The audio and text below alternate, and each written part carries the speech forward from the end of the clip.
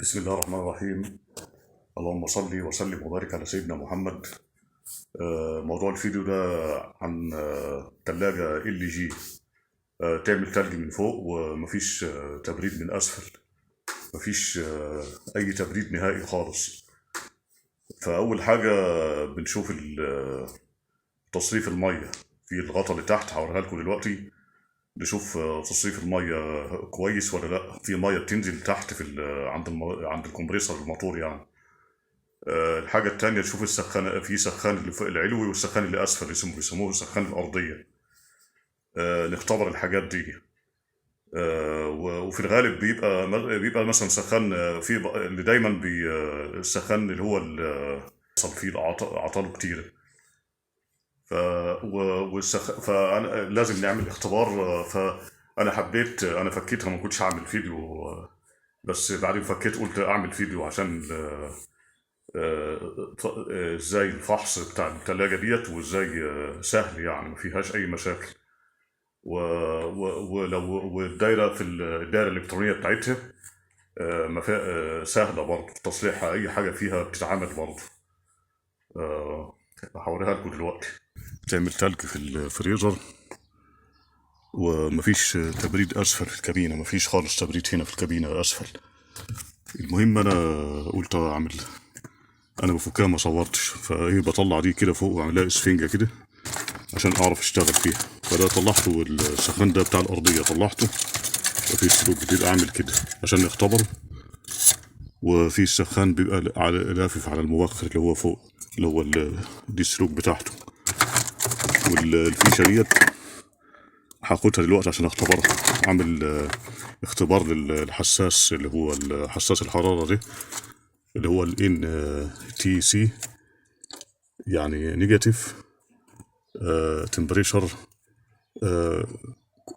كوفيسنت، او الكوفيسنت اللي هو المعامل يعني، او حساس نيجاتيف. وفي منه بوزيتيف. دي النيجاتيف، يعني لما يجي عليه تلج بيزيد. هوريلكوا هنقيسه ازاي. بيبقى 5 كيلو في درجة الحرارة اللي هي العادية يعني.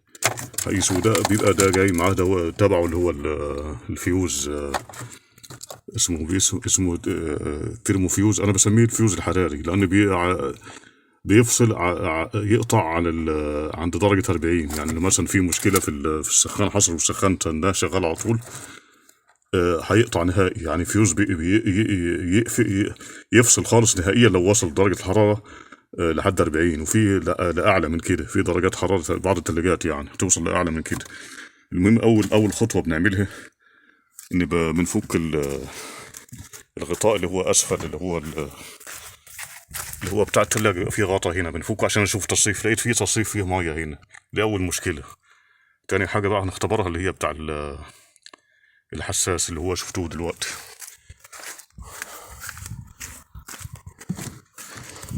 وانا شفت السخان بالأم، بس لا، لازم احب اطمن عليه من الدايره نفسها، اشوفه بيسخن. هركب المروحه وهركب كل حاجه. انا بس ده هختبره في الخارج دلوقتي قدامكم. انا بشغل التلاجة كلها، وبجيب ميه ساقعه واجيب تلج واحط الحساس ده فيها، واشوف وهي كده. اعمل اختبار وهي كده. على ما اعمل بقى الخطوه الثانيه بتاع هعمل ميه بارده واشوف واوريكم القياس بتاعه ازاي. طريقة اختبار حساس الحرارة، اللي هو بيبقى ايه، بديل الترموديسك في الثلاجات اللي بتشتغل بالتايمر اللي يبقى فيه موتور. اللي هي بعض الثلاجات بيبقى لها ما فيهاش دايرة إلكترونية، بيبقى فيها تايمر فيه 5 أطراف. اللي بيبقى فيه موتور بيشتغل داخلي. يعني الموتور يشغل 6 ساعات، ويجي عند حتة بتاع يدوب التلج. يقعد تلت ساعة. يعني يوقف الكمبريسور، ويبتدي الدايرة تشتغل بتاع السخان. دي بقى دي بقى ده حاجة تختلف، بتبقى فيها حساس اللي هو ال NTC اللي هو في ايدي اللي انا ماسكه ده، الحساس النيجاتيف. في حساسات تانية اسمها البوستيف. البي تي سي دي حاجة تانية بقى. وفي بالليزر، وفي زي اللي بيبقى في المكوى وفي الفوق بيبقى بمعدن، بيبقى بتلاقي المكوى مثلا او الافران بتاعت تلاقي في حاجه بتعمل تكه كده مع الحراره. دي حاجات تانية كتيرة، في أنواع ياما يعني آلاف الأنواع، وفي بالليزر.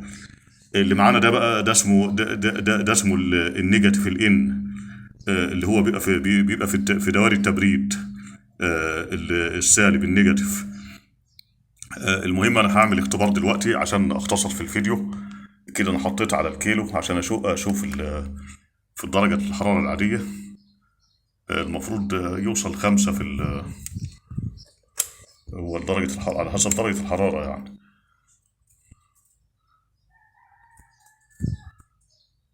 كده 9 كيلو، المفروض يوصل 5 6 عشان درجة الحرارة بس. دلوقتي كده 8 على حسب درجة الحرارة. مثلا في ال 30 25 30 يوصل مثلا في الستة السبعة على حسب نوع الحساس نفسه. بيبقى على حسب. دلوقتي أنا جايب مية دلوقتي عشان نختبره، ومية في باردة أو فيها تلج. دلوقتي هنختبر. شوف، هو دلوقتي 8 كيلو و9 من 10. هنشوفه بقى هيوصل كام. كده حطيناه في المية، هنشوف كده ابتدى يرتفع.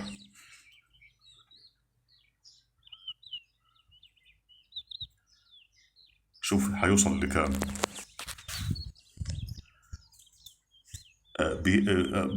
الرقم يعني انا ممكن بجيب المفتاح اللي هو الفوليوم اللي بيتركب في الدوائر الالكترونيه بتاع التلفزيون والمسجل والحاجات دي، بيبقى 50 كيلو او 20 او 30 مثلا، او اجيب اتنين مع بعض توالي واجرب بديل الحساس. لو انا عايز اختبر مثلا، في ناس بتجيب زي ما انا بعمل كده، يجيبوا تلج ويعملوا كده. انا لا، انا ممكن اتصرف، لان انا كده بعمل مقاومه. بعلي المقاومه كده. لما يبقى المقاومه عاليه، الدايره بتعرف لحد مثلا رقم معين، هتبتدي تدي امر تفتح تدي تدي ترحيل للريلي. الريليه يشغل السخان، تديله امر. هوريها لكم انا الدائره الالكترونيه اللي هي بتاع التلاجة دي فوق، بتبقى راكبه في اعلى التلاجة من فوق. فانا هختبر كل حاجه. الدائره الالكترونيه بتاخد 220 وبتدي 12 و5، وفي الايسهات والدخول والخروج بتاعها هنشوفها نختبرها. المهم كده وقف على 24 و9 من 10. طلعته من المية كده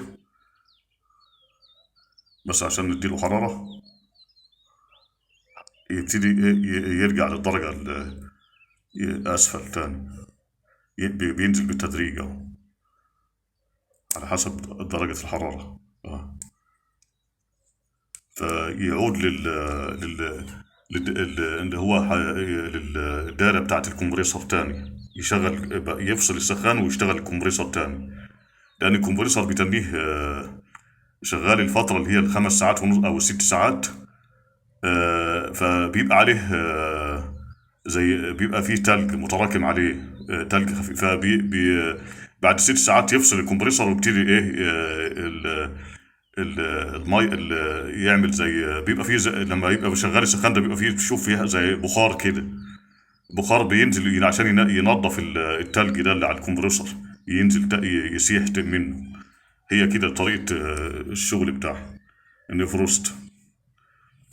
ده كده شرح مبسط، ولحد ما اشوف ايه بقى الخطوات التانية اللي بعد كده. كده هينزل يرجع لحد الدرجة اللي هو كان عليها بتاع درجة حرارة اليد، درجة الحرارة بتاع الجو، او اللي هي المحيطة بيها يعني. بس لان هو بيبقى في التلاجة، بيبقى في الفريزر بيبقى ساقع عن كده. ما بيوصلش احنا بنقيس بينزل لحد يعني، لو في حرارة هينزل خالص تحت. كل ما الحرارة تيجي عليه هتنزل تحت.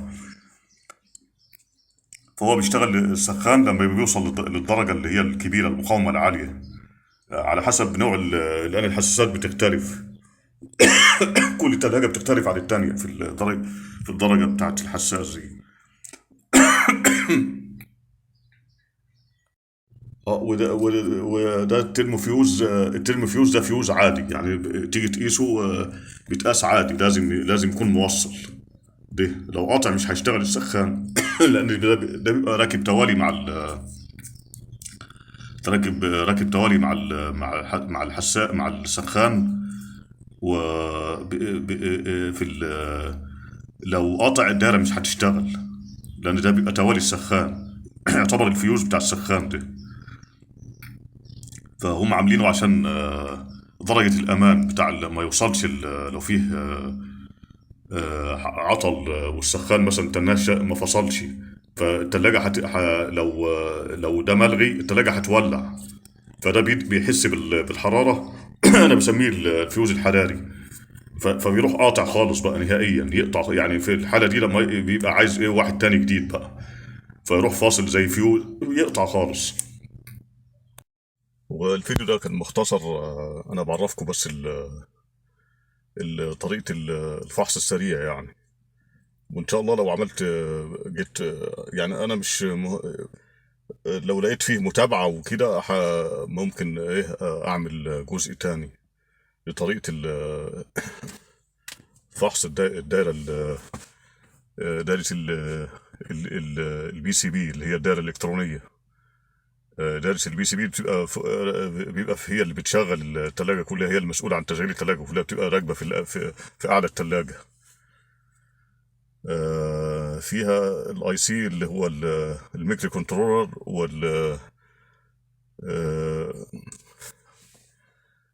ازاي نحدد العطل الفوتوكوبلر، او من مثلا الدايره الباور بتاعها بيطلع 12 و5 فولت اللي بيشغل الميكرو كنترولر والميكروسيسور يعني على حسب نوع الدايره نفسها.